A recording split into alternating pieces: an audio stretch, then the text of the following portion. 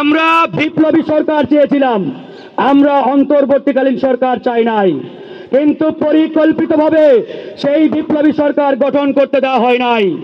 কারা করতে দেয় নাই সেটি ইতিমধ্যেই পরিষ্কার হয়ে গেছে। বর্তমান যে সংবিধান রয়েছে, এই সংবিধান খনি হাসিনা এবং ভারত কর্তৃক সার্জারিকৃত সংবিধান। এই সংবিধান ছুঁড়ে ফেলে দিয়ে আমরা জুলাই আগস্ট বিপ্লব করেছি।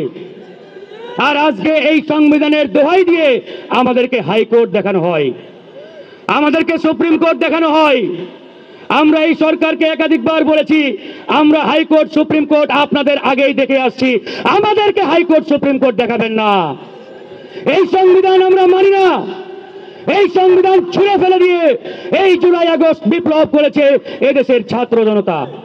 কিন্তু বড় দুঃখের বিষয়, পরিতাপের বিষয়, আজকে একটি অশুভ রাজনৈতিক চক্রের গভীর ষড়যন্ত্রের জাতাকলে আমাদেরকে একটি এই সংবিধানের ফর্মুলার মধ্যে ঢুকিয়ে দেওয়া হয়েছে।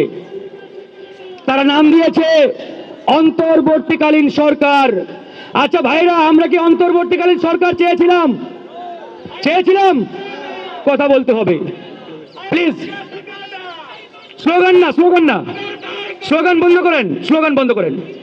আমরা বিপ্লবী সরকার চেয়েছিলাম, আমরা অন্তর্বর্তীকালীন সরকার চাই নাই, কিন্তু পরিকল্পিতভাবে সেই বিপ্লবী সরকার গঠন করতে দেওয়া হয় নাই। কারা করতে দেয় নাই সেটি ইতিমধ্যেই পরিষ্কার হয়ে গেছে। সেই 5ই আগস্টে খনি হাসিনা পালিয়ে যাওয়ার পরে ক্যান্টনমেন্টের বৈঠকে যে সকল রাজনৈতিক নেতারা উপস্থিত ছিলেন, তারাই মূলত দায়ী এই বিপ্লবী সরকার গঠন না হওয়ার পিছনে। সেখানে যখন অন্তর্বর্তীকালীন সরকারের ফর্মুলা থ্রো করা হলো, এই রাজনৈতিক নেতৃবৃন্দ তারা কেন বললেন না আমাদেরকে একটু সময় দেন, আমরা ভেবে দেখি, আমরা একটু আলোচনা করি? তারা বিন্দু পরিমাণ চিন্তা না করে তড়িৎ গতিতে জিওজুর জিওজুর বলে মেনে নিলেন। তারপরে আর্মির গাড়িতে করে তাদের নিয়ে আসা হলো রয়ের হেডকোয়ার্টার বঙ্গভবনে। বঙ্গভবনে এনে সেই রয়ের রাষ্ট্রপতি, র কর্তৃক গ্রিন সিগন্যাল প্রাপ্ত প্রেসিডেন্ট শাহাবুদ্দিন চপ্পুর দরবারে হাজির হয়ে বলা হলো, মাননীয় মহামান্য প্রেসিডেন্ট, আমরা এরকম একটি অন্তর্বর্তীকালীন সরকার করতে চাই, আপনি কি বলেন? সে বলল ইয়েস, করা যায়। বুঝছেন তো? তখন পর্যন্ত প্রত্যেকটি ফর্মুলা তাদের সূক্ষ্ম সেই প্ল্যান ওয়াইজ হচ্ছে। এরপরে এই অন্তর্বর্তীকালীন সরকারের ভবিষ্যতে কেউ যাতে বৈধতা চ্যালেঞ্জ করতে না পারে, ওই রাষ্ট্রপতি দপ্তর থেকে প্রধান বিচারপতির দপ্তরে চিঠি পাঠানো হলো যে এটা বৈধ নাকি অবৈধ, ভবিষ্যতে কেউ যাতে প্রশ্ন না করতে পারে, আপনি কি বলেন জনাব? বাংলাদেশের প্রধান বিচারপতি তখন পর্যন্ত হাসিনার নিয়োগপ্রাপ্ত প্রধান বিচারপতি, সে বাংলাদেশের প্রধান বিচারপতি ছিল না 5ই আগস্টে। সে বলল ইয়েস, খুব ভালো ফর্মুলা, হয়ে যান, করে ফেলেন, সিগন্যাল দিয়ে দিল। তারপরে হলো কি? অন্তর্বর্তীকালীন সরকার। এই সরকার না অন্তর্বর্তীকালীন, না বিপ্লবী, না অমুক না তমুক, কিছুই জানি না, একটা জগা খিচুড়ি সরকার বানিয়ে ফেলেছে। এরা বলে কেউ আমরা এই সংবিধান মানি না, আবার কেউ বলে সংবিধানের কিছুটা মানি, কেউ বলে অল্প মানি, এরকম একটা অবস্থা।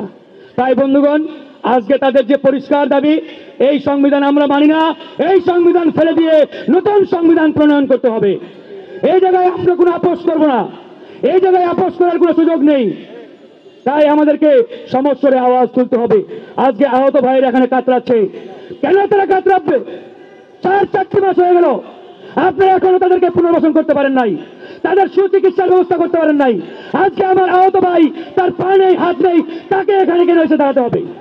কেন তার অধিকার আদায়ের কথা বলতে হবে এই শহীদ মিনারে এসে? এই সরকারের দায়িত্ব ছিল না? এটা কি আহামরি খুব কঠিন কাজ? তারা যদি প্রত্যেকটা উপজেলা পর্যায়ে দায়িত্ব দিতেন, 2 মাসের মধ্যে আমরা সুন্দর একটি তালিকা করে এই সরকারকে দিতে পারতাম উপজেলা ওয়াইজ। কঠিন কাজ নয়, কিন্তু তাদের সেই মানসিকতার অভাব, চিন্তার অভাব, তাদের প্রতি তাদের দরদ নেই, ভালোবাসা নেই। সেই জায়গা থেকে আজকে আমাদের এই আহত ভাইয়েরা এখানে হাহাকার করছে। তাদের নিয়ে কয়জন কথা বলছে? আমি এই বিপ্লবী পরিষদকে ধন্যবাদ জানাই যে তারা দেরিতে হলেও আমাদের আহত ভাইদের এখানে নিয়ে আসছে। এই হচ্ছে অবস্থা। যাই হোক, আমরা আর বিতর্ক বাড়াতে চাই না। আমরা একটা কথাই বলতে চাই, আমাদের যে সকল ভাইয়েরা আহত আছেন তাদেরকে অনতি বিলম্বে পুনর্বাসনের ব্যবস্থা করতে হবে এবং যথাযথ প্রক্রিয়ার মাধ্যমে তাদেরকে সম্মান আমরা দিতে চাই, সেই বিষয়টি আমরা পরিষ্কারভাবে স্পষ্ট করে জানিয়ে দিচ্ছি। ভালো থাকবেন, আল্লাহ হাফেজ।